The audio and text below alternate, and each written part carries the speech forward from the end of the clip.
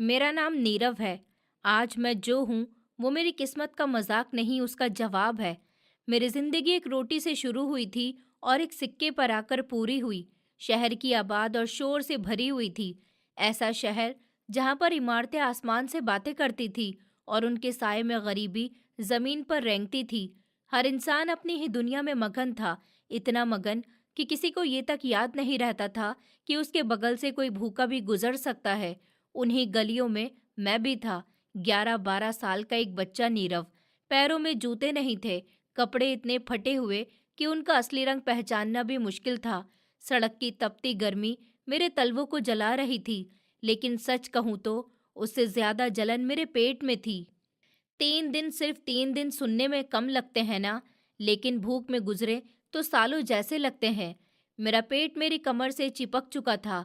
कमजोरी इतनी थी कि सीधा चलना भी जंग जीतने जैसा लग रहा था। मेरी आंखों में कभी मासूमियत चमकती थी, अब वहां सिर्फ एक सवाल था, क्या आज रोटी मिलेगी? मेरे माँ बाप एक हादसे में मुझे इस बेरहम दुनिया के हवाले करके चले गए थे। मैंने लोगों से मांगा भी, हाथ भी जोड़े, लेकिन इस शहर के पास टाइम नहीं था। यहाँ सब बहुत बिजी थे। और फिर वो हुआ जो मेरी जिंदगी मोड़ गया। मैंने रोटी चुराई, हाँ, चोरी की, क्योंकि उस दिन अगर नहीं खाता तो शायद मैं जी भी नहीं पाता। लोगों ने मुझे चोरी करते पकड़ लिया और फिर मारते मारते थाने पहुंचा दिया। हर लात, हर थप्पड़ जैसे उस पल मुझसे कह रहा था कि गरीब होना एक जुर्म है। फिर अदालत, जज की कुर्सी मुझे याद है। जब जज की नज़र मुझ पर पड़ी, मेरे सूखे होठ, कांपता हुआ शरीर, भूखी आंखें, ये सब परखकर उसने सजा नहीं दी। उसने मुझे देखा, सच बहुत गौर से देखा, और उसने मुझे बरी कर दिया। फिर जाते जाते अपने जेब से कुछ पैसे भी दिए। मेरे हाथ में एक पुराना सा सिक्का भी आ गया। उस दिन के बाद नीरव नाम का लड़का, यानी कि मैं, सबकी जिंदगियों से गायब हो गया। ऐसे ही 30 साल बीत गए और वही जज अब रिटायर हो चुका था। वो बिस्तर पर था। बीमारी ने उसे जवाब दे दिया था। साथ ही डॉक्टर्स ने भी हाथ खड़े कर दिए थे। तभी अमेरिका से एक स्पेशलिस्ट डॉक्टर आया। उसने फ्री इलाज किया, ना कोई फीस ली, ना कोई सवाल किया। उस इलाज से जज जिंदा बच गए और सेहतमंद होकर उसने जब डॉक्टर से पूछा कि तुम कौन हो, तब मैंने मास्क उतारा और उस लम्हे जेब से वही पुराना सा सिक्का निकाला और कहा कि साहब, उस दिन आपने मुझे सिर्फ रोटी नहीं दी थी, आपने मुझे पूरी जिंदगी दी थी। मेरा नाम नीरव है और कर्ज मैं हमेशा लौटाता हूँ। मैं जब किसी के सामने हाथ फैलाता था, ना तो लोग ऐसे देखते थे जैसे मैंने उनसे भीख नहीं, कोई गुनाह मांग रहा हूँ। इसलिए कोई मुझे गाली देता तो कोई मुंह बनाकर दूसरी तरफ देख लेता, और कोई ऐसे झटक देता कि जैसे मैं इंसान नहीं, कोई गंदी चीज हूँ। दुकानदार अपनी दुकान के सामने मुझे बैठने तक नहीं देते थे कि यहाँ पर मत बैठ भई, ग्राहक भाग जाएंगे, हटो। जैसे मेरी भूख से उनकी कमाई बदबू मारने लगेगी। होटल वाले तो और भी अजीब थे। उन्हें कुत्तों से ज्यादा प्यार था। बचा हुआ खाना किसी भूखे बच्चे को देने की जगह वो खुशी खुशी जानवरों के आगे डाल देते थे। और वहीं खड़ा हुआ मैं ये सोचता, क्या मेरी भूख कुत्ते की भूख से भी सस्ती है? इतनी छोटी सी उम्र में मैं ये समझ गया था कि गरीबी कोई हालत नहीं, गरीबी एक जुर्म है, और इस दुनिया में जुर्म की कोई माफ़ी नहीं होती। भूख, भूख वो चीज़ है जो इंसान से धीरे धीरे उसकी खुददारी छीन लेती है। पहले इज्जत जाती है, फिर आवाज़, और आखिर में डर भी मर जाता है। दोपहर का सूरज मेरे सर के ठीक ऊपर था। गर्म हवा के थपेड़े मेरे चेहरे को ऐसे जला रहे थे जैसे कोई पूछ रहा हो, अब जिंदा भी रहना है? और मैं लड़खड़ाते कदमों से शहर के सबसे भीड़ भाड़ वाले बाजार में घुस गया। वो बाजार जहाँ हर तरफ खाने पीने की दुकानें थी, चारों तरफ से आती खुशबुएं मेरे भूखे जिस्म को चिढ़ा रही थी। सब मिलकर मेरे सब्र को हिला रहे थे। मेरा गला सूख चुका था, मुंह के अंदर जैसे रेत भर गई हो। आंखों के सामने अंधेरा सा छाने लगा था। कदम भारी हो रहे थे, लेकिन रुकने की इजाजत मुझे नहीं थी। और तभी मैं एक बड़ी सी बेकरी के सामने जाकर रुक गया। शीशे की दीवार के उस पार मेरी पूरी दुनिया रखी हुई थी। केक, बिस्किट, पेस्ट्री, और सबसे ऊपर ताज़ी डबल रोटी, साफ पैकेट में बंद, नरम नरम, ऐसे कि बस हाथ लगाते ही जान लौट आए। मेरी नज़रें बस वहीं अटक गई। दिल तेज तेज धड़कने लगा। दिमाग में बस एक ही ख्याल था, अगर इसका एक टुकड़ा भी मिल जाए तो शायद आज मैं मरूंगा नहीं। मैं देख रहा था, एक मोटा सा आदमी बेकरी के बाहर निकला। हाथों में कई थैले थे। फिर वो गाड़ी में बैठा और चला गया। मैंने सोचा कि शायद ये बेकरी वाला मुझ पर तरस खा ले, शायद आज किस्मत ही साथ दे दे। इसलिए डरते डरते मैं दरवाजे की तरफ बढ़ा, लेकिन वहां खड़ा वर्दी पहने गार्ड मुझे ऐसे घूरने लगा जैसे मैंने उसकी दुनिया लूट ली हो। यहाँ से भाग! उसका धक्का सीधे मेरे सीने पर पड़ा था। मैं जमीन पर गिर गया। दर्द हुआ, बहुत ज्यादा हुआ, लेकिन उस दर्द से बड़ा मेरा पेट था। मैं कुछ पल जमीन पर ही पड़ा रहा, आंखें बंद की और खुद से पूछा, क्या सच में मेरी जिंदगी इतनी बेकार है? लेकिन भूख मुझे रोने नहीं देती थी और हारने भी नहीं। उसके बाद मैं उठा, कपड़े झाड़े और बिना पीछे देखे बाजार के दूसरे कोने की तरफ चल पड़ा। वहाँ एक तंदूर था, रोटियां लग रही थी, गरम फूली हुई, जैसे सांस ले रही हों। मैं वहीं जाकर खड़ा हो गया। मेरे हाथ कांप रहे थे, दिल डर से भरा था, लेकिन पेट मुझे आगे धकेल रहा था। मुझे नहीं पता था कि अगले कुछ मिनटों में मैं क्या करने वाला हूँ। मुझे तो बस इतना पता था कि अगर आज नहीं खाया तो शायद कल देखने के लिए मैं नहीं रहूंगा। वहां जहां तंदूर भभक रहा था, गरम गरम रोटियां तंदूर से निकलकर सीधे टोकरी में रखी जा रही थी। रोटी वाला उन्हें ऐसे संभाल रहा था जैसे वो सिर्फ रोटियां नहीं, उसकी रोजी हों। और मैं बस उन्हें देख रहा था। मेरी आंखें उन रोटियों से हटी नहीं पा रही थी। मेरे पेट में अचानक तेज मरोड़ उठा। ऐसा लगा कि जैसे किसी ने अंदर से मेरी आंतें मरोड़ दी हों। और दिमाग दिमाग धीरे धीरे बंद हो रहा था। सोचने की ताकत खत्म हो रही थी। जितनी देर मैं उन्हें देखता, भूख उतनी ही तेज हो जाती। उस पल मैं समझ गया था कि इस दुनिया में मांगने से कुछ नहीं मिलने वाला। इस शहर में मांगने वालों के लिए सिर्फ धुतकार थी, और अगर जिंदा रहना है तो शायद छीनना ही पड़ेगा। मैंने कोशिश की, सच में कोशिश की, अपनी माँ की बातें याद करने की कि बेटा, चोरी करना गुनाह होता है। लेकिन उस वक्त भूख मेरी माँ की आवाज़ से भी ज़्यादा ज़ोरदार थी। वो मेरी हर सीख के खिलाफ खड़ी थी। वो मुझसे कह रही थी कि या तो आज खा ले या फिर यहीं मर जा। फिर मैंने इधर उधर देखा। दुकानदार ग्राहकों से पैसे लेने में लगा हुआ था। उसका पूरा ध्यान नोटों में था, और रोटियों की टोकरी दुकान के बाहर वाले हिस्से में रखी थी, बिल्कुल मेरे पास। मेरे दिल की धड़कन अचानक बहुत तेज हो गई, इतनी तेज कि मुझे लगा सब सुन लेंगे। मेरे हाथ कांपने लगे, पैर सुन्न हो गए। बहुत डर था, लेकिन डर से बड़ा जिंदा रहने का सवाल था। मैं मजबूर था। मैं बिल्ली की तरह दबे पांव आगे बढ़ा, हर कदम जैसे मेरी आत्मा को खींच रहा हो। और फिर एक ही लम्हे में, बिना वक्त बर्बाद किए, मैंने झपट्टा मारा।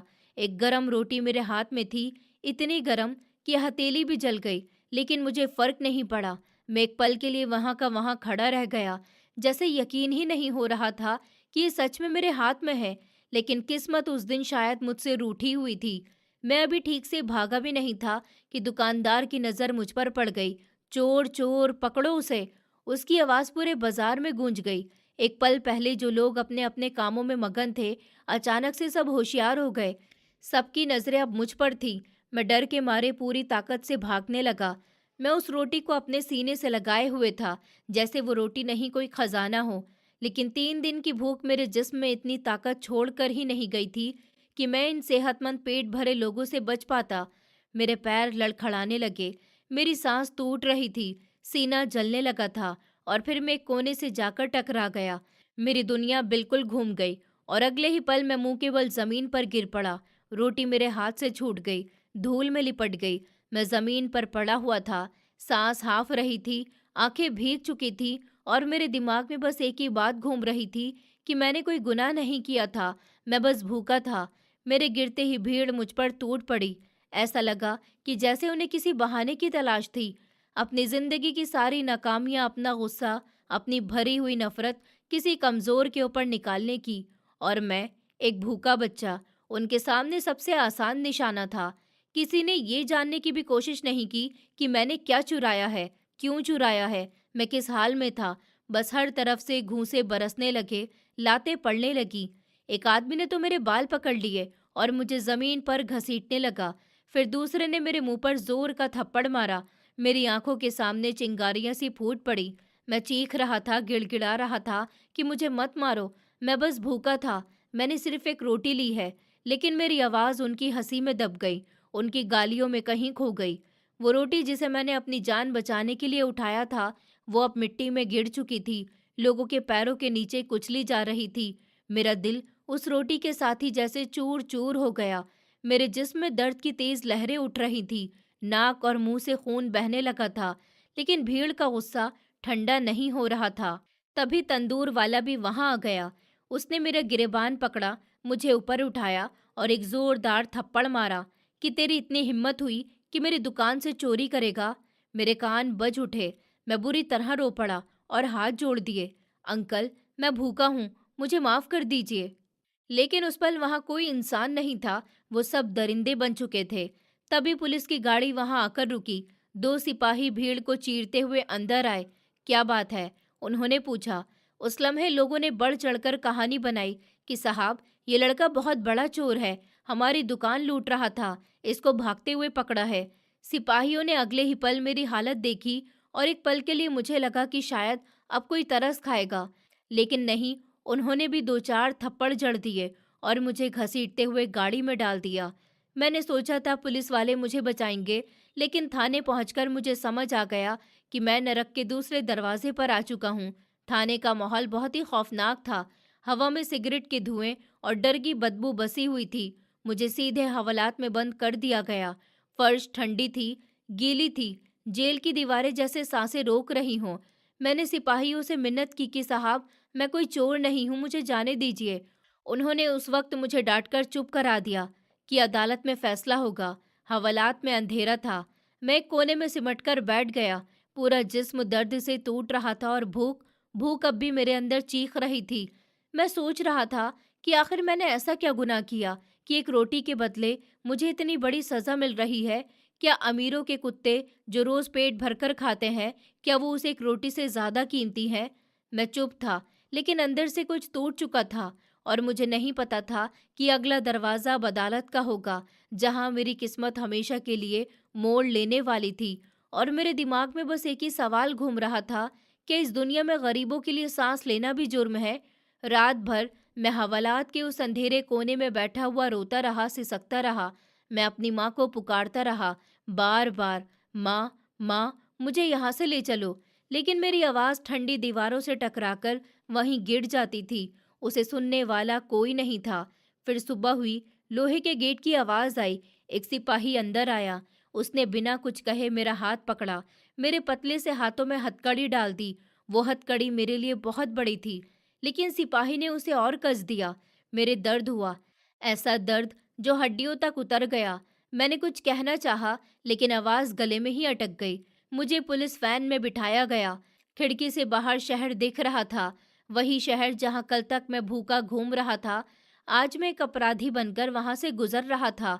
हम अदालत पहुंचे। वहां लोगों की भीड़ जमा थी। काले कोट पहने हुए वकील, लोगों की फुसफुसाहटें और अजीब सी खामोशी भी। मुझे डर लग रहा था, बहुत ज्यादा डर। मुझे एक कमरे में ले जाया गया, वही अदालत, और फिर मैंने उन्हें देखा। एक ऊंची कुर्सी पर एक बुजुर्ग जज साहब बैठे थे। चेहरे पर संजीदगी, आंखों में थकान और अनुभव की गहराई। उनका नाम हितेश दीक्षित था। मैंने लोगों से सुना था कि वो इंसाफ पसंद हैं, रहम दिल भी हैं, लेकिन कानून के मामले में बहुत सख्त भी। फिर अदालत में सन्नाटा छा गया। मुझे कटघरे में खड़ा किया गया। मैं इतना छोटा था कि कटघरे की लकड़ी के ऊपर से मेरा सर मुश्किल से दिखाई दे रहा था। मेरे पैर कांप रहे थे, हाथों में हथकड़ी थी और दिल जैसे सीने से बाहर आ जाएगा। तंदूर वाला भी वहां मौजूद था। उसने बढ़ चढ़कर गवाही दी कि साहब, ये लड़का रोज बाजार में आवारागर्दी करता फिरता है। कल इसने मेरी दुकान पर डाका डाला है। डाका, उस शब्द ने मेरे दिल में कुछ तोड़ दिया। इसने मेरा नुकसान किया, मेरा सुकून खराब किया। मैं चिल्लाना चाहता था कि मैंने सिर्फ एक रोटी उठाई थी, लेकिन मेरी आवाज़ मेरे अंदर ही घुट गई। सरकारी वकील खड़ा हुआ। उसने कहा कि माय लॉर्ड, इस लड़के को सख्त से सख्त सजा दी जानी चाहिए, ताकि दूसरे बच्चे को इससे सबक मिल सके और वो जुर्म के रास्ते पर ना चले। मैंने सर झुका लिया। शायद अब सब खत्म होने वाला था, लेकिन जज साहब अब तक चुप थे। वो सबकी बातें खामोशी से सुन रहे थे। अपने चश्मे के पीछे से वो मुझे देख रहे थे, बहुत ही ध्यान से। उनकी गहरी आंखें मुझ पर ही ठहर गईं। उन्होंने देखा मेरे कपड़े फटे हुए, मेरे चेहरे पर पड़े हुए नील, मेरे सूखे होठ और मेरे कांपते हाथ। उस पल मुझे लगा कि शायद कोई है जो मुझे सच में देख रहा है। मैं डर रहा था, लेकिन उसी डर के नीचे एक बहुत छोटी सी उम्मीद जिंदा थी। शायद यहाँ इंसाफ होगा। और मुझे नहीं पता था कि अगले कुछ पल मेरी पूरी जिंदगी का रुख बदल देने वाले हैं। जज साहब ने अचानक वकीलों की तरफ हाथ उठाया। उनकी आंखों में सख्ती थी। खामोश। पूरी अदालत एक पल में चुप हो गई। फिर उन्होंने अपनी नज़र सीधे मुझ पर टिकाई। उनकी आवाज़ में एक अजीब सी नरमी थी, ऐसी नरमी जो मैंने इससे पहले कभी किसी बड़े आदमी की आवाज़ में नहीं सुनी थी। बेटा, तुम्हारा नाम क्या है? मेरी सांस अटक गई, गला सूख गया, होठ भी कांपने लगे और डरते डरते मैंने जवाब दिया कि जी, मेरा नाम नीरव है साहब। उन्होंने सर हिलाया और फिर पूछा, नीरव, क्या तुमने रोटी चुराई थी? मेरी आंखों में आंसू भर आए। उस पल में समझ गया था कि अब झूठ बोलने से कुछ भी नहीं बचेगा। मैंने सर झुका लिया और बहुत धीमी आवाज में कहा कि जी जज साहब, मैंने रोटी उठाई थी। अदालत में एक हलचल सी हुई। जज साहब ने फिर पूछा, लेकिन क्यों? क्या तुम्हारे पास पैसे नहीं थे या तुम्हें चोरी करने का शौक है? और बस यही मेरा सब्र टूट गया। मेरे अंदर जो कुछ भी दबा हुआ था सब बाहर आ गया। मैं फूट फूट कर रोने लगा। मेरे कंधे कांप रहे थे, आवाज सिसकियों में टूट रही थी। साहब, मैं 2-3 दिन से भूखा था। मेरी जेब में 1 रुपया भी नहीं था। मैंने सबसे मांगा भी था तो लोगों ने भगा दिया। और उस लम्हे मुझे लगा कि अगर आज नहीं खाया तो अब मैं मर जाऊंगा। साथ ही रोटी की खुशबू मुझे पागल कर रही थी। मुझे बहुत ज़्यादा भूख लगी थी। मैंने रोते रोते कहा कि मैं चोर नहीं हूँ साहब, मैं बस भूखा था। पूरा कमरा जैसे सांस रोककर मेरी बातें सुन रहा था। जज साहब ने फिर गहरी सांस ली। फिर उन्होंने नज़र घुमाकर अदालत में मौजूद हर एक इंसान को देखा। अब वहाँ पूरी तरह सन्नाटा था। फिर उन्होंने तंदूर वाले से पूछा कि तुम्हारा कितना नुकसान हुआ। उस वक्त तंदूर वाला थोड़ा घबराया। उसके बाद उसने कहा कि साहब, रोटी तो 10 रुपए की थी, लेकिन इसने कानून तोड़ा है। 10 रुपए? मैंने मन ही मन सोचा, क्या मेरी पूरी जिंदगी 10 रुपए की थी? तभी जज साहब बोले। उनकी आवाज़ अब भारी हो गई थी। जिस सोसाइटी में एक बच्चा भूख की वजह से रोटी चुराने पर मजबूर हो जाए, उन्होंने एक पल रुककर कहा, वहाँ इस बच्चे को नहीं बल्कि उस सोसाइटी के हर इंसान को कटघरे में खड़ा होना चाहिए। मेरी आंखें खुली की खुली रह गईं। उन्होंने आगे कहा, ये बच्चा कोई मुजरिम नहीं है, ये गरीबी का शिकार है और अगर हम इसे रोटी नहीं दे सकते तो हमें इसे सज़ा देने का भी कोई हक नहीं है। मुझे लगा मेरे सीने पर रखा कोई भारी पत्थर हट गया हो। जज साहब ने अपना पेन उठाया, फैसला लिखा जाने लगा। पूरा कमरा जैसे थम गया था, सबकी सांसें रुकी हुई थी। पता नहीं क्या होने वाला था, जेल या फिर आज़ादी। फिर उन्होंने फाइल बंद की और मेरी तरफ देखा। उनके चेहरे पर हल्की सी मुस्कुराहट थी। फिर उन्होंने ऊंची आवाज में कहा, अदालत इस नीरव नाम के बच्चे को न सिर्फ बाइज्जत बरी करती है, बल्कि पुलिस और उन लोगों पर अफसोस जाहिर करती है जिन्होंने एक भूखे बच्चे पर इतना जुल्म किया। मेरे कानों को यकीन नहीं हो रहा था। उन्होंने आगे हुक्म दिया, तंदूर वाला इस बच्चे से माफ़ी मांगेगा और पुलिस इसे इसके ठिकाने पर सुरक्षित छोड़ कर आएगी। अदालत में कुछ लोगों की आंखें भर आईं, कुछ ने शर्म से सर झुका लिया। लेकिन कहानी अभी खत्म नहीं हुई थी। जज साहब अपनी कुर्सी से उठे और नीचे उतर आए। वो कटघरे के पास आकर रुक गए और मैं अभी भी यकीन और बेयकीनी के बीच खड़ा हुआ था। मुझे नहीं पता था कि अब वो क्या करने वाले हैं, लेकिन इतना ज़रूर था कि मेरी ज़िंदगी अब पहले जैसी नहीं रहने वाली थी। मुझे यकीन ही नहीं हो रहा था कि मैं सच में छूट गया हूँ। जज साहब मेरे पास आए और उन्होंने अपने बड़े हाथों को मेरे छोटे छोटे हाथों पर प्यार से रखा। उनकी छुअन में ऐसा सुकून था जैसे किसी ने अचानक मेरे सारे डर और दर्द को अपने हाथों में समेट लिया हो। मैं चुपचाप उन्हें देख रहा था। मेरे होठ कांप रहे थे, आंखें नम हो रही थी। जज साहब ने धीरे धीरे अपनी जेब से वॉलेट निकाला। मैंने देखा कि उन्होंने उसमें से कुछ नोट निकाले और मेरे हाथों में पकड़ा दिए। मैं उन्हें घूरती आंखों से देख रहा था, ये देखकर कि आखिर मैं सच में आज़ाद हूँ, कि कोई मुझसे नफरत नहीं कर रहा, कोई मुझे मार नहीं रहा है। मेरे अंदर खुशी, डर और राहत सब एक साथ भर रही थी। जज साहब ने मेरा हाथ अपने हाथों में लेकर उसे मजबूती से थामा। फिर उन्होंने अपनी जेब से एक और चीज़ निकाली। मैंने देखा, एक पुराना सा सिक्का था, चांदी का लगता था। उस पर कुछ खास निशान उभरे हुए थे जो शायद जज साहब के लिए बहुत कीमती थे। शायद ये उनकी कोई खानदानी निशानी थी जो पीढ़ियों से उनके परिवार में रही होगी। फिर उन्होंने वो सिक्का धीरे धीरे मेरी हथेली पर रखा। मैंने देखा कि मेरी मुट्ठी खुल रही थी और सिक्का उसमें टिक गया। जज साहब ने मुझे गंभीर और प्यार भरी आवाज़ में कहा कि बेटा, ये पैसे रख लो, जाकर पेट भरकर खाना खाओ, और ये सिक्का मेरी तरफ से तुम्हारे लिए एक तोहफ़ा और निशानी है। इसे कभी खर्च मत करना, बल्कि इसे याद करके हमेशा के लिए अपने पास रखना, और मुझसे वादा करो कि आज के बाद तुम कभी चोरी नहीं करोगे। चाहे कितनी भी मजबूरी हो, भूख कितनी ही जालिम क्यों ना हो, तुम अपना दामन साफ रखोगे, तुम मेहनत करोगे और इज्जत से कमाए गए अपने खाने को ही खाओगे। ये सिक्का तुम्हें याद दिलाएगा कि एक दिन एक जज ने तुम्हें सजा देने की जगह तुम्हें नया मौका दिया, तुम्हें नई शुरुआत करने का रास्ता दिखाया। जाओ बेटा, आज तुम आज़ाद हो। जाओ बेटा, आज तुम रोशनी की तरफ चल रहे हो। मेरे हाथों में नोट और सिक्का जैसे अब मेरी पूरी दुनिया बन गए। मैंने अपनी मुट्ठी में उन्हें कसकर दबा लिया। मेरी आंखों से आंसू बहने लगे, लेकिन ये आंसू दुख के नहीं थे, ये आंसू शुक्र और राहत के थे। जैसे मेरी पूरी जिंदगी की गहराई में कोई पहली बार उम्मीद की रोशनी आई हो। मैंने जज साहब के हाथ को चूम लिया, फिर लड़खड़ाती हुई आवाज में कहा कि साहब, मैं वादा करता हूँ, मैं कभी चोरी नहीं करूँगा। मैं मेहनत करूँगा और एक दिन बड़ा आदमी बनकर दिखाऊंगा। मैं ऐसा बनूंगा जो आप और दुनिया दोनों पर गर्व करे। जज साहब मुस्कुराए और धीरे धीरे अपनी कुर्सी की तरफ लौट गए। मैंने आखिरी बार उनकी तरफ देखा, जैसे मैंने देवता को देखा हो, जिसने मुझे अंधेरे से निकालकर रोशनी का रास्ता दिखाया हो। उस पल मेरी पूरी आत्मा में हल्की सी गर्माहट थी, साथ ही डर भी था कि क्या मैं सच में अब सही रास्ते पर रह पाऊंगा। लेकिन अंदर से एक आवाज कह रही थी कि नीरव, अब तुम्हारी नई जिंदगी शुरू हो गई है। भूख, डर और अंधेरों के बाद अब तुम्हें वही मिलेगा जो तुम्हारा हक है। तुम अपनी मेहनत से सब कुछ हासिल कर सकते हो। और मैं बस वहीं खड़ा रहा, हाथ में सिक्का और नोट, दिल में हल्की सी मुस्कान और आंखों में आंसू।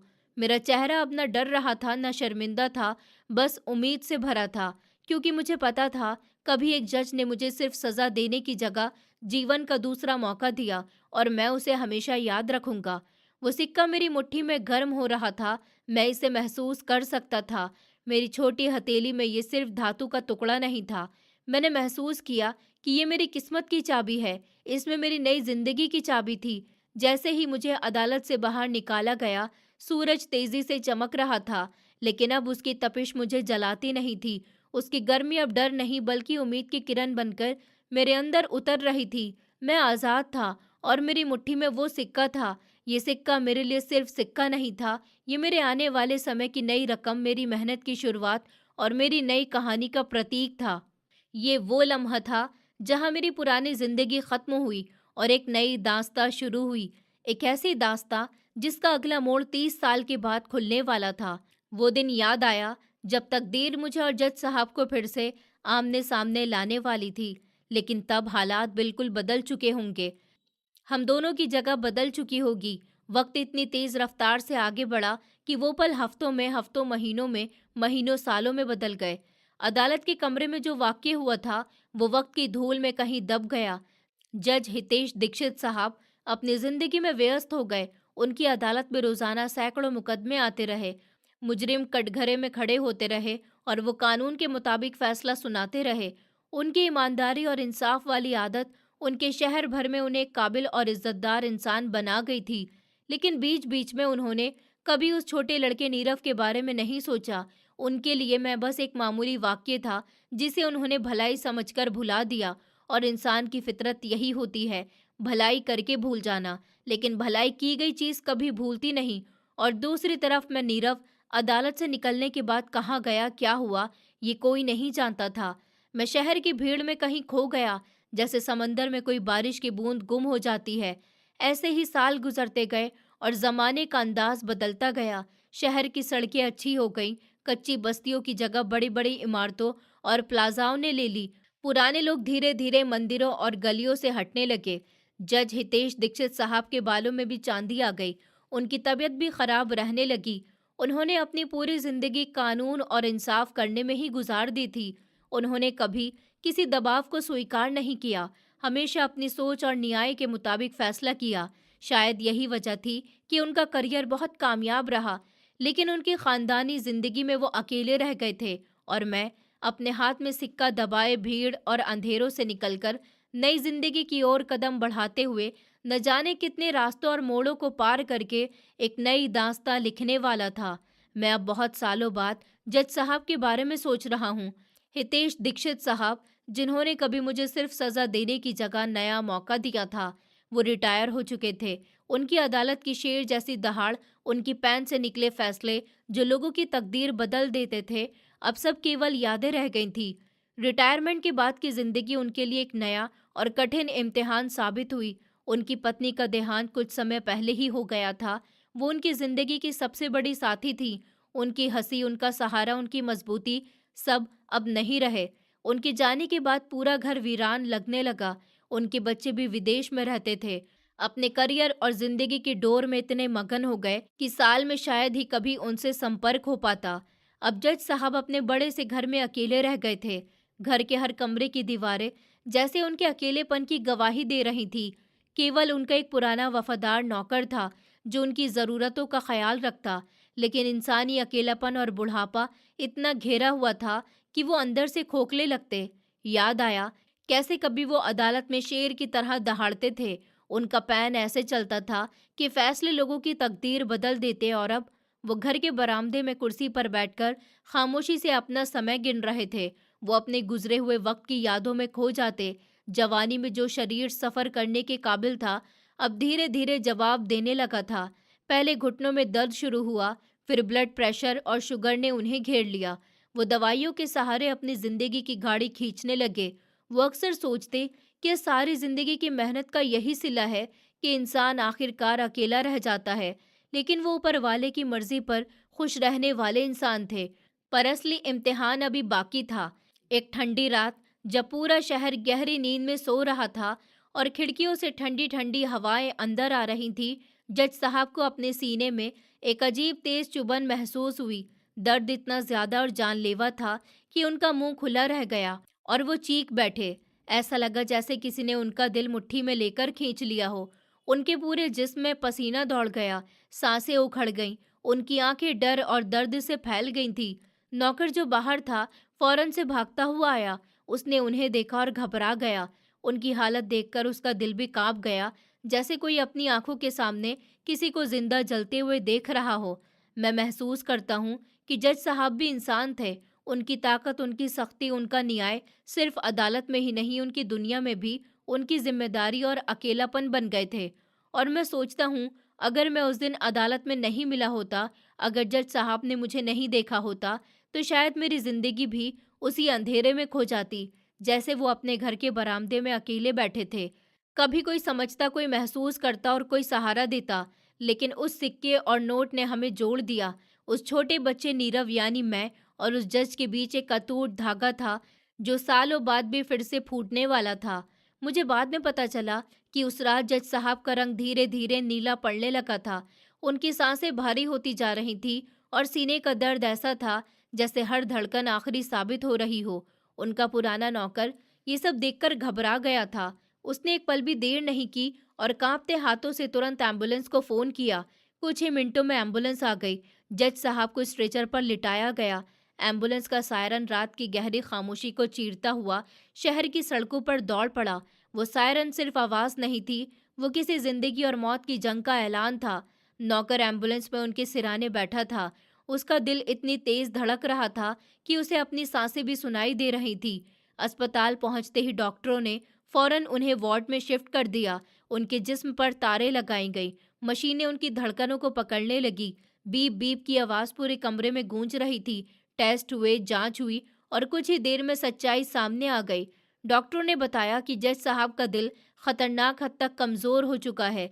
ये खबर किसी धमाके से कम नहीं थी। शहर के नामी डॉक्टरों ने भी हाथ जोड़ लिए थे। जज साहब की उम्र, उनकी कमजोरी और दिल की हालत देखकर कोई भी डॉक्टर ऑपरेशन करने की हिम्मत नहीं कर पा रहा था। डॉक्टरों का साफ कहना था कि उनका दिल इतना कमजोर हो गया है कि ऑपरेशन के वक्त उनका सांस बंद हो सकता है। ओपन हार्ट सर्जरी के बिना उनका बचना नामुमकिन था और ओपन हार्ट सर्जरी का रिस्क उनकी हालत में लगभग मौत को न्योता देना था। ये एक ऐसी हालत थी जहां आगे कुआं और पीछे खाई। दिन गुजरते गए, जज साहब की हालत और बिगड़ती चली गई। वो अस्पताल के बिस्तर पर बेहोशी की हालत में पड़े रहते। उनके चेहरे पर मौत की सी स्याही साफ झलकने लगी थी।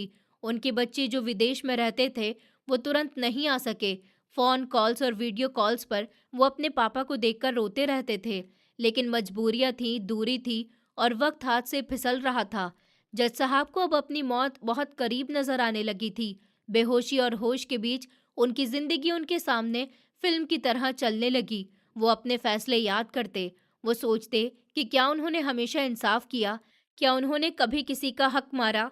बीमारी के इन लम्हों में इंसान अपना पूरा गुजरा हुआ वक्त टटोलने लगता है, लेकिन अजीब बात यह थी कि उन्हें वो सिक्का याद नहीं आ रहा था।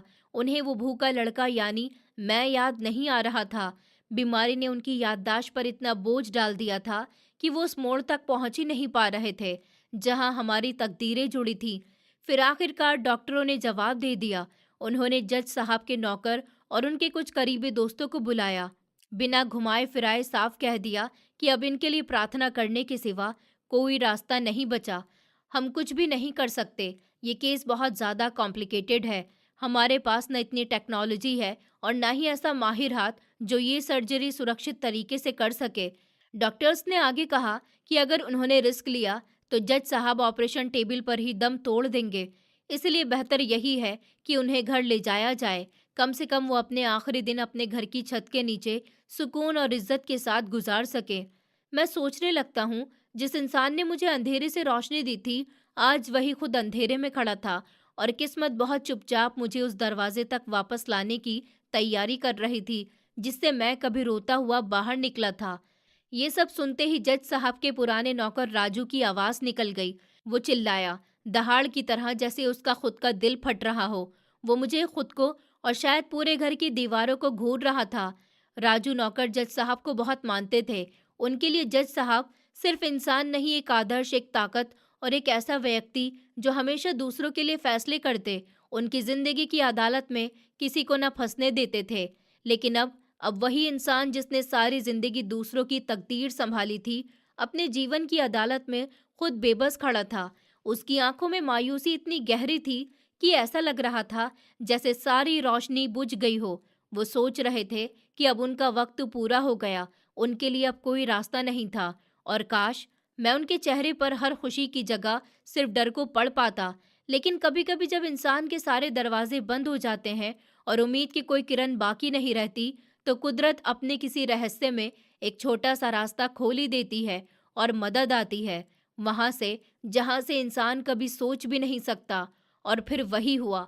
उस दिन शहर में एक बहुत बड़ी अंतर्राष्ट्रीय मेडिकल कॉन्फ्रेंस चल रही थी। दुनिया भर से बड़े बड़े डॉक्टर और सर्जन्स वहां आए हुए थे।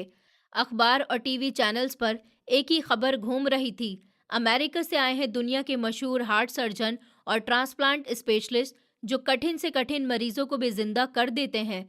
उनका नाम डॉक्टर सुमित था। ये नाम पूरी दुनिया में एक ब्रांड और लेजेंड बन चुका था। उनके हाथों में ऐसा हुनर था कि जिनको बाकी डॉक्टर मुर्दा बोल देते थे, तब डॉक्टर सुमित उन्हें जिंदा कर देते थे। उनकी जिंदगी के फैसले और उनके काम की कहानी हर जगह चर्चा का विषय थी। जज साहब के पुराने दोस्त ने ये खबर सुनी तो तुरंत सोचा, क्यों ना उनसे मिला जाए, शायद जज साहब की जान बच सकती है। लेकिन ये आसान काम नहीं था। डॉक्टर सुमित बहुत बिजी थे। उनका समय लेने के लिए बादशाहों को भी घंटों इंतजार करना पड़ता। वो केवल 2 दिन के लिए शहर में आए थे। उनका शेड्यूल मिनटों के हिसाब से तय था। हर पल का इस्तेमाल किसी कॉन्फ्रेंस, लेक्चर और मीटिंग में हो रहा था। जज साहब के दोस्त ने हिम्मत नहीं हारी। उन्होंने अस्पताल के हेड तक मैसेज पहुंचाया। उसमें लिखा कि शहर के एक जज की जिंदगी मौत और जिंदगी के बीच लटकी हुई है। यहाँ के डॉक्टर जवाब दे चुके हैं। कृपया डॉक्टर सुमित से मदद की गुजारिश करें। अस्पताल के हेड ने पहले तो साफ मना कर दिया। उन्होंने कहा कि डॉक्टर सुमित केवल कॉन्फ्रेंस के लिए आए हैं, वो कोई ऑपरेशन नहीं करेंगे और वैसे भी उनकी फीस बहुत ज़्यादा महंगी है। इस तरह अचानक से वो कोई भी केस नहीं लेते। लेकिन जज साहब के दोस्त ने हार नहीं मानी। उनको भरोसा था कि जहां पर चाह हो वहां राह भी मिल ही जाती है। और 30 साल बाद मेरी और जज साहब की जिंदगी फिर से जुड़ने वाली थी, वहीं कहीं जन्म ले रहा था। मैं अब बहुत सालों बाद सोच रहा हूँ कि कैसे उस रात का हर पल जैसे किसी फिल्म का हिस्सा था। जज साहब अपने बिस्तर पर पड़े थे, बेहोशी और दर्द के बीच झूल रहे थे। और तभी एक और लहर दौड़ गई, उनके जीवन में एक लहर जो पहले महसूस नहीं हुई थी। लेकिन फिर अचानक एक चमत्कार हुआ। मैं नहीं जानता कैसे और किस तरह, लेकिन डॉक्टर सुमित की नज़र अचानक उनकी फाइल पर पड़ी। उनका हाथ रुका, चेहरा अचानक बदल गया और उनके कदम उसी लम्हे के लिए थम गए। उनकी आंखों में अचानक एक तरह का इरादा चमक उठा। उन्होंने धीरे धीरे अपने साथी से कहा, मुझे इस मरीज की पूरी हिस्ट्री चाहिए। और बस उसी लम्हे से उनका ध्यान पूरी तरह जज साहब पर लग गया। वो अपनी सारी कॉन्फ्रेंस, सभी मीटिंग्स और हर जरूरी काम को भूल गए। उनका दिल केवल उस एक मरीज पर टिक गया, जज साहब का केस। उनका नाम, सब कुछ उनके सामने एक चुनौती बन गया। खबर अस्पताल में जंगल की आग की तरह फैल गई कि अमेरिका का बड़ा डॉक्टर खुद चलकर जज साहब को देखने आ रहा है। स्टाफ में खलबली मच गई। वीआईपी वार्ड को तुरंत साफ सुथरा किया गया, हर चीज तैयार की गई। लेकिन कोई समझ नहीं पा रहा था कि डॉक्टर सुमित ने इतनी दिलचस्पी क्यों दिखाई, क्यों किसी हारे हुए केस में उन्होंने अपनी पूरी ताकत झोंक दी। जज साहब, जो बेहोशी और दर्द की हालत में थे, उन्हें बताया गया कि एक देवता आने वाला है, शायद वही आपको बचा ले। शाम के वक्त अस्पताल के कॉरिडोर में एक खामोश हलचल हुई। डॉक्टर सुमित अपनी टीम के साथ धीरे धीरे वार्ड में दाखिल हुए। उनकी चाल में एक अजीब सा कॉन्फिडेंस था। चेहरा मास्क और सिर पर सर्जिकल कपड़ा होने के कारण छिपा हुआ था। सिर्फ उनकी आंखें ही नजर आ रही थी, और वो आंखें गहरी, चमकदार और कुछ डरावनी भी सी थी। जज साहब के दिल पर सीधे उतर गईं। वो सीधे जज साहब के बिस्तर के पास आए, खामोशी से उनकी फाइल देखने लगे। जज साहब ने भारी पलके उठाकर उन्हें देखा। उनकी आंखों में अचानक एक चमक महसूस हुई, एक ऐसी चमक जो जानलेवा हालत में भी अचानक उम्मीद की किरण बन गई थी। ऐसा लग रहा था जैसे ये आंखें पहले भी कहीं देखी हों, लेकिन कहाँ और कब उनको याद नहीं आ रहा था। फिर डॉक्टर सुमित ने धीरे धीरे जज साहब की नब्ज पर हाथ रखा।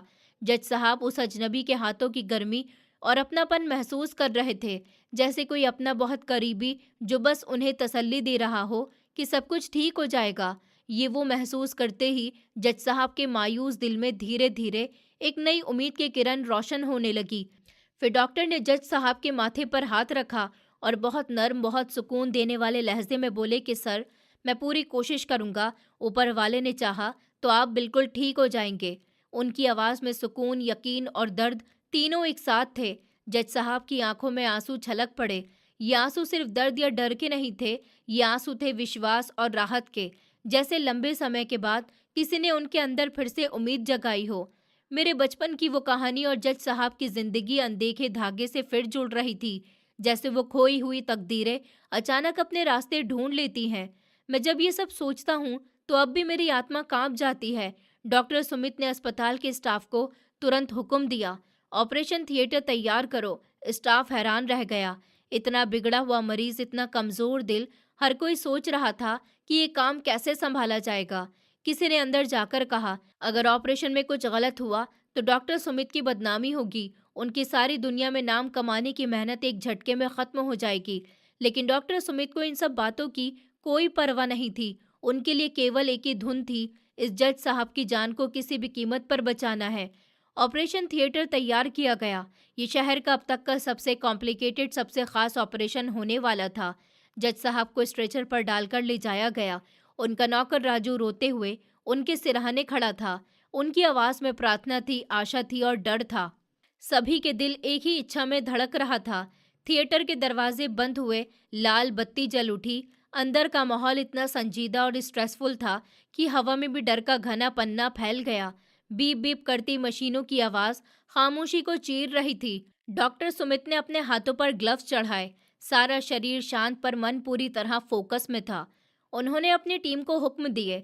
माथे पर पसीने की बूंदें नहीं थी, सिर्फ पुख्ता कॉन्फिडेंस था जो हर किसी को चौंका रहा था। फिर उन्होंने जज साहब के सीने को चाक किया और ऑपरेशन शुरू किया। सर्जरी कई घंटे लंबी थी। जज साहब का दिल इतना कमजोर था कि कई बार ऑपरेशन के बीच उनकी धड़कनें रुक जाती या बहुत धीमी हो जाती। हर बार स्टाफ का दिल थम सा जाता। लेकिन डॉक्टर सुमित, वो किसी चट्टान की तरह खड़े थे। उनके हाथ मशीन की तरह लगातार चल रहे थे। हर मूवमेंट, हर काट, हर सिलाई, सब में उनका अनुभव, उनकी समझ, उनकी जान जुड़ी थी। जैसे उनका खुद का दिल भी उसी कमरे में धड़क रहा हो। वक्त गुजर रहा था। बाहर खड़े लोग बेचैनी से टहल रहे थे और अंदर जिंदगी और मौत की जंग चल रही थी। फिर एक नाजुक मोड़ आया। जज साहब का ब्लड प्रेशर अचानक गिर गया। मॉनिटर ने लंबी बीप के साथ खतरे का अलार्म बजा दिया। असिस्टेंट डॉक्टर घबराकर डॉक्टर सुमित की ओर देखने लगे। सर वो रेस्पॉन्स नहीं कर रहे हैं, इनका दिल काम नहीं कर रहा। लेकिन डॉक्टर सुमित ने हार नहीं मानी। उन्होंने जज साहब के दिल को अपने हाथों में लिया। धीरे धीरे सावधानी से उनका हाथ दिल की धड़कन को फिर से पंप करने लगा। वो कुछ बड़बड़ा भी रहे थे, शायद कोई मंत्र, शायद कोई वादा जो उन्होंने खुद से किया था। नहीं, मैं उन्हें मरने नहीं दूंगा, अभी तो बिल्कुल नहीं। अब तक तो कर्ज बाकी था, वो चुकाना है। जो पौधा उन्होंने लगाया था वो अब पेड़ बन गया है। अब तक जो मेहनत की है उसका फल दिखाना है। मैं इसे खत्म नहीं होने दूंगा। नहीं, अभी नहीं। उनकी आवाज में दर्द, यकीन और कॉन्फिडेंस तीनों थे, जैसे किसी ने खुद उनके हाथ में शक्ति रख दी हो। उस पल जज साहब की आंखों में आंसू तैर रहे थे। उस पल डॉक्टर साहब की आंखों में आंसू तैर रहे थे, इतने साफ, इतने भारी कि मास्क के ऊपर से भी महसूस किए जा सकते थे। ये सिर्फ किसी डॉक्टर की सफलता नहीं थी, ये किसी बेटे की, किसी इंसान की, किसी आत्मा की जीत थी। ये एक जादू था, वो जादू जिसने जिंदगी को मौत से छीन लिया। ऑपरेशन सफल हो गया था। जज साहब अब खतरे से बाहर थे। उन्हें रिकवरी रूम में शिफ्ट कर दिया गया। वहां वो अभी बेहोशी की हालत में लेटे हुए थे। हर सांस धीरे धीरे अपने आप में एक आशा की कहानी कह रही थी। डॉक्टर सुमित ने अपनी टीम को मुबारकबाद दी, लेकिन वो खुद वहीं रुके। जज साहब के बिस्तर के पास खड़े थे। उनका हर कदम शांत और हर निगाह गंभीर थी। हर नज़र जज साहब के चेहरे पर थी। वो जैसे उनके चेहरे में अपना गुजरा हुआ वक्त तलाश रहे हों। फिर डॉक्टर ने धीरे से जज साहब के हाथों को अपने हाथों में लिया, हौले से दबाया। अब सब ठीक हो जाएगा। अस्पताल का बाकी स्टाफ ये देखकर थोड़ा चौंका कि इतना बड़ा डॉक्टर, इतनी प्रसिद्ध, इतनी काबिलियत होने के बावजूद भी एक मरीज के लिए इतना जज्बाती होना, इतना ध्यान, इतना अपनापन दिखाना, क्यों अभी तक वहीं खड़े हैं जब उनके पास वापसी का शेड्यूल था। लेकिन मैं जानता था इसका राज उन दोनों के बीच दफन हुआ था। 30 साल पहले एक अदालत में एक छोटे से लड़के की कहानी में, एक भूखे बच्चे, एक चोरी की रोटी और उस जज की दया जो उस दिन मुझे आज़ादी और उम्मीद में दे गया था। जज साहब को होश आने में अभी कुछ वक्त लगा, और ये वक्त मेरे ख्याल से डॉक्टर सुमित के लिए भी बहुत भारी था। हर सेकंड, हर पल उनके लिए एक चुनौती थी। वो जानते थे कि जज साहब की आंख खुलेगी तो एक नई कहानी जन्म लेगी। एक कहानी जो एक पुराने सिक्के से शुरू हुई थी और अब इस ऑपरेशन की सफलता के साथ एक नए मोड़ पर आकर रुकी थी।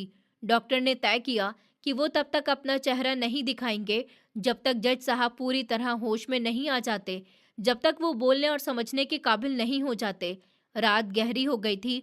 अस्पताल में खामोशी फैल गई। सिर्फ मशीनों की धीमी बीप सुनाई दे रही थी, जो धीरे धीरे उम्मीद और राहत का एहसास दे रही थी। जज साहब के नौकर को बताया गया कि अब उनका मालिक खतरे से बाहर है। राजू ने जब राहत की सांस ली, लेकिन मैं, नीरव, ये सोचता रहा कि ये सिर्फ राहत नहीं थी, ये वो पल था, वो मोड़ था जहां जज साहब और मैं फिर से 30 साल बाद अजीब तरह से जुड़े हुए थे। एक कहानी जो एक छोटे से सिक्के और एक भूखे बच्चे की रोटी से शुरू हुई थी, अब एक नए सिरे की तरफ बढ़ रही थी। जो 30 साल पहले अदालत में खड़ा था, अब मैं डॉक्टर सुमित था। वो लड़का जो भूख और गरीबी से लड़ता था, अब अपने हाथों में इंसान की जान बचाने की ताकत रखता था। मेरा दिल तेजी से धड़क रहा था जज साहब के सामने खड़े होकर। मैं जानता था उनकी आंखें अब खुल रही हैं और मेरी कहानी उनके लिए भी सच साबित होने वाली थी। मैंने धीरे धीरे उनके हाथों को अपने हाथों में लिया, हौले से दबाया, जैसे कह रहा हूँ, सब ठीक हो जाएगा सर, अब आप सुरक्षित हैं। उनकी आंखें धीरे धीरे खुली। पहली नज़र में हैरानगी, फिर पहचान की झलक। वो मुझे देखते रहे और मैं भी उन्हें देख रहा था। उनकी आंखों में वही डर, वही सन्नाटा, वही सवाल था कि तुम कौन हो। मैंने धीरे धीरे कहा, सर, मैं वही लड़का हूँ जिसे आप 30 साल पहले अदालत में बचा गए थे, जिसे भूख और गरीबी मारने वाली थी। मैं वही नीरव हूँ, लेकिन अब मैं डॉक्टर सुमित भी हूँ, जिसने आज आपकी जान बचाई। जज साहब के चेहरे पर बेयकीनी आ गई। नीरव, तुमने ये सब किया? उनकी आवाज़ कांप रही थी। मैंने हाथ सर में हिलाया, लेकिन मैं थोड़ा मुस्कुराया भी, क्योंकि अब मैं वो लड़का नहीं रहा। मैं वो डॉक्टर बन चुका था जिसने अपने हाथों से जीवन बचाया और अपनी मेहनत और स्ट्रगल की कहानी पूरी की। जज साहब मेरी तरफ देखने लगे। उनकी आंखों में अब न केवल पहचान थी, बल्कि गर्व, आशा और हल्की राहत भी झलक रही थी। मैंने धीरे धीरे उन्हें ऑपरेशन की सारी कहानी सुनानी शुरू की। कैसे मैंने सालों की मेहनत और पढ़ाई के बाद ये बन पाया, कैसे मैंने अपने हाथों से उनकी जान बचाई। वो सब सुन रहे थे, उनकी आंखों में आंसू थे और मैं महसूस कर रहा था कि हर आंसू सिर्फ खुशी के नहीं बल्कि उस समय की भूख, मेहनत, दर्द और उम्मीद की कहानी कह रहे थे। फिर मैंने उन्हें ऑपरेशन का पूरा सच बताया, कैसे मैंने उनकी धड़कन को अपने हाथों में लिया, कैसे हर पंप, हर मशीन की बीप, हर सांस और हर पल पर मेरी पूरी ताकत लगी थी, और कैसे मैंने अपने अंदर की हर शक्ति सिर्फ उनके जीवन को बचाने के लिए इस्तेमाल की। जज साहब धीरे धीरे मेरी तरफ देख रहे थे। नीरव, तुमने इतनी मेहनत की। उनकी आवाज में गर्व और हल्की सी तसल्ली थी। मैं मुस्कुराया और उनके हाथों को फिर से अपने हाथों में लिया, क्योंकि वही सिक्का, वही फैसला, वही अदालत, सबने हमें फिर से एक लम्हे में जोड़ दिया। और मैं जानता था, अब ये सिर्फ शुरुआत है। हमारी कहानी अब उस पल से आगे बढ़ रही थी जहां एक भूखे बच्चे ने जिंदगी पाई, और वही बच्चा आज अपने हाथों में जिंदगी की जिम्मेदारी संभाल रहा था। जज साहब धीरे धीरे होश में आने लगे।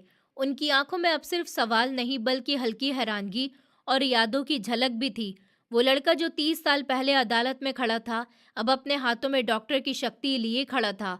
मुझे पता था कि अब वही सिक्का जो मैंने उस दिन उनकी अदालत में अपनी छोटी हथेली में दबाया था, अब भी मेरी जेब में सुरक्षित है। उस सिक्के का ठंडा एहसास मेरे हाथ में था, लेकिन उसके साथ जो यादें जुड़ी थी वो किसी गर्म धूप की तरह मेरे दिल को झंझोड़ रही थी। मैंने धीरे धीरे अपनी जेब से सिक्का निकाला, धीरे से उनकी तरफ बढ़ाया। जज साहब की आंखों में एक अजीब चमक आई। वो सिक्के को देखते ही थम गए। उनकी आवाज में हल्की कपकपाहट थी। ये सिक्का तुमने? मैंने हाँ में सर हिलाया कि जी सर, ये वही सिक्का है जो उस दिन आपने मुझे अपनी अदालत में बचाते हुए दिया था, जो मुझे भूख, गरीबी और मजबूरी से बाहर निकालने की शुरुआत बना। आज भी ये मेरे लिए सिर्फ एक सिक्का नहीं है, ये मेरी जिंदगी की कहानी, मेरी मेहनत और मेरी पहचान का हिस्सा है। जज साहब की आंखों में धीरे धीरे आंसू तैरने लगे। वो सिक्के को अपने हाथ में लेकर धीरे धीरे उसे देख रहे थे। नीरव, ये सच है, वही बच्चा जो मैंने अदालत में बचाया था। उनकी आवाज में भरोसा, गर्व और एक तरह की राहत थी। मैं मुस्कुराया और कहा कि जी सर, मैं वही लड़का हूँ, लेकिन अब वही लड़का डॉक्टर बन गया है। मैंने अपनी मेहनत, अपनी जिंदगी और अपने हर मेहनत को आपकी उस दया और विश्वास के लिए इस्तेमाल किया। आपका फैसला, आपका सिक्का और आपकी इंसाफ की ताकत ने मुझे वो इंसान बनाया जो आज आपकी जान बचा सका। जज साहब ने धीरे धीरे मेरा हाथ पकड़ा। उनकी आंखों में वो चमक थी जो सिर्फ भरोसे और अपनेपन से आती है। नीरव, तुम्हारा सफर, ये सब। उनकी आवाज रुक गई और वो बस सिक्के को हाथ में देखकर अतीत की यादों में खो गए। मैं भी चुप हो गया, सिर्फ ये देख रहा था कि वो छोटा सा सिक्का जो कभी मेरी भूखी हथेली में था, आज हमारी कहानी का सबसे बड़ा पुल बन गया था। 30 साल का फासला, भूख, गरीबी, मेहनत, संघर्ष, सब कुछ एक सिक्के की याद में समा गया। और मैं सोच रहा था कि जैसे हमारी जिंदगी में कभी कभी छोटे छोटे से लम्हे, जैसे एक सिक्का या एक फैसला, किसी इंसान की पूरी दुनिया बदल देते हैं। मेरा वो छोटा सा बचपन, मेरी भूखी रातें और जज साहब का वो फैसला, सबब इस रिकवरी रूम में एक नई कहानी बना रहे थे। मैं धीरे धीरे जज साहब के पास गया, सिक्का उनके हाथ में रखा और उनकी आंखों में देखते हुए कहा कि सर, ये सिर्फ एक सिक्का नहीं है, ये हमारी कहानी, हमारी जंग और हमारी जीत का प्रतीक है। जिस दिन आपने मुझे मौका दिया, उस दिन से मैं ये वादा करता हूँ कि मैं अपनी जिंदगी कभी गलत राह पर नहीं जाने दूंगा। और हर बार जब मैं इस सिक्के को देखूंगा, मुझे याद रहेगा कि एक जज ने एक भूखे बच्चे को इंसाफ दिया था, और वही बच्चे ने 30 साल बाद उसी इंसाफ को जीते हुए साबित किया। जज साहब ने धीरे से मुस्कुराया। उनकी आंखों में वो चमक थी जो मैंने बचपन में पहली बार उनके फैसले में देखी थी, और मुझे महसूस हुआ कि सिक्का अब सिर्फ हमारी यादें नहीं बल्कि हमारी जिंदगी की एक अमूल्य निशानी बन गया। मुझे ये डॉक्टर बनने तक की राह आसानी से नहीं मिली। मैं आपको बताता हूँ कैसे मैं इस जगह तक पहुंचा। और फिर मेरी आंखों में वो सारी यादें तैरने लगी। वो भूख और ठंडी रातें जब मेरे पेट में आग सी जल रही थी। 3 दिन की भूख जिसने मुझे झुकने नहीं दिया। जिस दिन मैं रोटी लेने गया था और दुकानदार और भीड़ ने मुझे मारना चाहा था। जिस दिन आपने मुझे अदालत में बचाया, उस दिन से मेरी जिंदगी ने दिशा बदल ली। मैंने बताया, सर, जब आपने मुझे यहाँ से बाइज्जत बरी किया और जेब से पैसे और सिक्का दिया, उस दिन मुझे लगा कि जीवन में इंसानियत अभी भी बाकी है। मैंने उस सिक्के को अपनी जिंदगी की शुरुआत बना लिया। उस दिन मैंने वादा किया कि मैं कभी भी चोरी नहीं करूंगा, कभी भी गलत राह पर नहीं जाऊंगा, मैं भूख से लड़कर भी अपनी इज्जत नहीं खोऊंगा। फिर मैंने काम किया, सड़क पर जीते हुए मैंने किताबें पढ़नी शुरू की। रातें सर्द और कठिन थीं, लेकिन मेरी आंखों में सिर्फ एक सपना था, एक दिन मैं ऐसा इंसान बनूंगा जो लोगों की मदद कर सके, जो खुद अपने हाथों से किसी की जिंदगी बदल सके। मैंने रात दिन एक कर दिए। हर मरीज, हर बीमारी, हर दर्द ने मुझे सिखाया कि इंसानियत और मेहनत से ही जीवन की असली ताकत आती है। फिर मैंने मेडिकल कॉलेज में दाखिला लिया। मैंने सब कुछ कठिनाई और संघर्ष से हासिल किया। कभी भी मेरा हौसला टूटा नहीं। मैंने अपने अंदर की भूख और गरीबी की याद को एक ताकत में बदल दिया। और फिर सालों की मेहनत और कोशिशों के बाद मैं वही बना जो आप आज मेरे सामने देख रहे हैं। डॉक्टर सुमित, वही नीरव जिसने अपने हाथों से इंसान की जान बचाई, वही लड़का जो उस दिन आपकी अदालत में रोते हुए खड़ा था। लेकिन अब वो लड़का अपनी मेहनत, अपनी सीख और अपनी समझ के साथ एक डॉक्टर बनकर आपके सामने खड़ा है। जज साहब मेरी बातें सुनकर बस अपने हाथ पकड़कर बैठे रहे। उनकी आंखों में अब गर्व और विश्वास की चमक थी। अदालत का दिन मुझे हर बार याद दिलाता रहा कि इंसाफ और उम्मीद से कोई भी लड़का अपनी तकदीर बदल सकता है। आपने मुझे मौका दिया और मैंने उसे पूरी तरह से जीता। आज मैं वही लड़का हूँ जो कभी भूखा था, लेकिन अब वो लड़का दूसरों की जिंदगी बचाने की ताकत रखता है। जज साहब ने मेरे हाथों को कसकर पकड़ा। उनकी आंखों में अब सिर्फ भरोसा और तसल्ली थी। नीरव, तुमने सचमुच मुझे चौंका दिया। मुझे गर्व है और मुझे खुशी है कि तुम वही लड़के हो जिसे मैंने अदालत में बचाया था, और अब तुम अपने दम पर अपने हाथों से ये सब हासिल कर चुके हो। इस सिक्के ने मुझे हमेशा याद दिलाया कि कभी भी इंसाफ और मेहनत का महत्व खोना नहीं चाहिए, और यही मुझे आज यहाँ खड़ा किया। इस पूरी कहानी से मैंने ये सीखा कि इंसान की असली ताकत उसकी हालात में नहीं, उसके इरादों, मेहनत में होती है। मैं नीरव, जो कभी भूखा था, गरीब था और ताकतवर लोगों की नज़रों में बस एक छोटा सा बच्चा था, सीख गया कि मुश्किल वक्त इंसान को तोड़ सकता है या उसे मजबूत बना सकता है। मैंने खुद देखा कि अगर हमें मदद, इंसाफ और विश्वास मिल जाए तो हम अपनी किस्मत बदल सकते हैं। वो सिक्का जो 30 साल पहले मेरे हाथ में था, मुझे हमेशा याद दिलाता रहा कि एक छोटा सा किया गया फैसला, एक छोटा सा मौका जीवन बदल सकता है। जज साहब का फैसला, उनका विश्वास और उनकी दया ने मुझे केवल बचाया ही नहीं, बल्कि मुझे ये भी सिखाया कि अच्छाई और इंसाफ की ताकत अनमोल होती है। मैंने ये भी सीखा कि गरीबी और मुश्किलें अपराध नहीं बनाती। भूख, मजबूरी या हालात में इंसान को दोष देना गलत है। इंसान को केवल मौका देना चाहिए, सीख देनी चाहिए। आज मैं डॉक्टर बनकर दूसरों की जिंदगी बचाता हूँ, लेकिन मेरी असली जीत यह है कि मैंने कभी अपने दम को नहीं खोया। यही सीख मैं हर किसी को देना चाहता हूँ। संघर्ष चाहे कितना भी कठिन क्यों ना हो, मेहनत, ईमानदारी और इंसाफ की राह कभी न छोड़ना। और जब तुम्हें कोई मौका दे, उसे पूरी मेहनत और दिल से निभाओ। यही तो असली ताकत है और यही असली इंसानियत है। दोस्तों, उम्मीद करती हूँ आपको हमारी कहानी पसंद आई होगी। कहानी पसंद आई है तो वीडियो को लाइक करें, चैनल पर नए हैं तो चैनल को सब्सक्राइब करें, और हाँ, नोटिफिकेशन बेल को ज़रूर दबाएं ताकि अगली अपडेट सबसे पहले आपको मिले।